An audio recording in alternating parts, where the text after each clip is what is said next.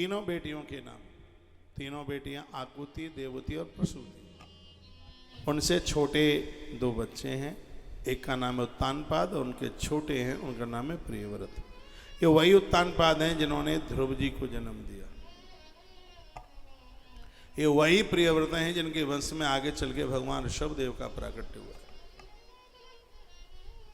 ये पुरुष बड़े अद्भुत हैं, किसी के घर भक्त आया, किसी के घर भगवान आया।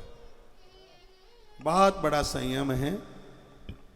तो यहीं से इस कथा का वर्णन किया जा रहा है कि इस धरती का मृत्यु लोक का प्रथम राजा हुआ, उनका नाम है श्री मनु जी महाराज। पूरी दुनिया को राजनीति के 4 सूत्र मनु जी ने दिए, साम, दाम, दंड और भेद। पूरी दुनिया में जो भी राजनीति की जाती है वो श्री मनु जी महाराज के सूत्रों के द्वारा की जाती है। इनसे बड़ा राजा नहीं हुआ कोई। ये धर्म की नीति को जानते थे। उस जमाने का इनका जन्म है जिनकी मनुस्मृति सभी महात्माओं ने पढ़ी और सुनी। प्रभु राम जी ने मनुस्मृति सुनी, जिसमें एक एक बात को बड़े गहराई और विस्तार पूर्वक निवेदन किया। मैं तो कहूँगा जीवन में मनुस्मृति नहीं पढ़ी तो कुछ नहीं पढ़ा। एक जीवन जीने का ढंग है उसमें। ये दूसरे लोग तो मनुस्मृति की बड़ी बुराई करते हैं, बहुत ज़्यादा बुराई करते हैं। तो कहते हैं मनु जी ने ये कहा है कि नारी को जितना त्रिषित करो उतना ही ज़्यादा ठीक है, उतना ही वो घर में दब के रहेगी। लेकिन मनु जी का ऐसा शब्द नहीं है। मनु जी तो कहते हैं यत्र पूजनते नारी रमनते तत्र देवता। मनु जी तो ये कहते हैं जिस घर में नारी का सम्मान होगा उस घर में देवता विचरण करेंगे, उस घर में सब प्रकार की बरकत होगी। मनु जी महाराज का तो ये सब। तो ऐसे श्री मनु जी महाराज भी भगवान के अवतार के एक कारण बने। इनका राज्य बड़ा आनंदोत मग्न हो रहा था। बुढ़ापा, जर्जर अवस्था, वृद्धावस्था आ रही थी। एक दिन की बात थी, श्री मनु जी महाराज अपने अट्टालिका पर छत पर बैठ करके रो रहे थे। माता शत्रुपा को कहीं से पता लग गया और वो भी छत पर चढ़ गई। उसने अपने पति को पूछा कि आप खामोश हैं, बात के आंख में आंसू है, क्या दिक्कत है मुझे बताइए, आप मुझसे मत छिपाइए। तब कहा मनु जी महाराज ने, देवी मेरा तो पूरा जीवन ऐसे ही निकल गया, कंकड़ पत्थर इकट्ठा करता रहा, लोग मेरा सम्मान करते रहे, सम्मान की माला मैं पहनता रहा, कब जीवन गुजर गया। कथा हमारे और आपके लिए।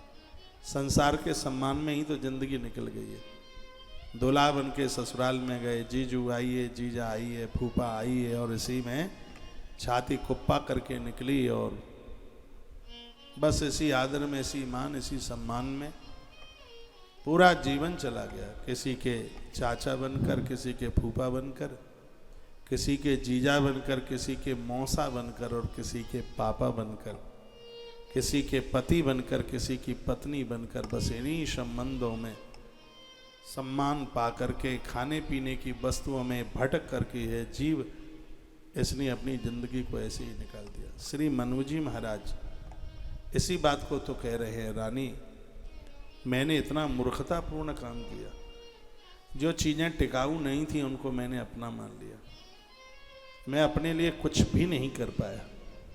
राज्य को चलाने के लिए कितना मुझे झूठ बोलना पड़ा, राज्य को चलाने के लिए कितने बेकसूर लोगों को मैंने दंड दिया।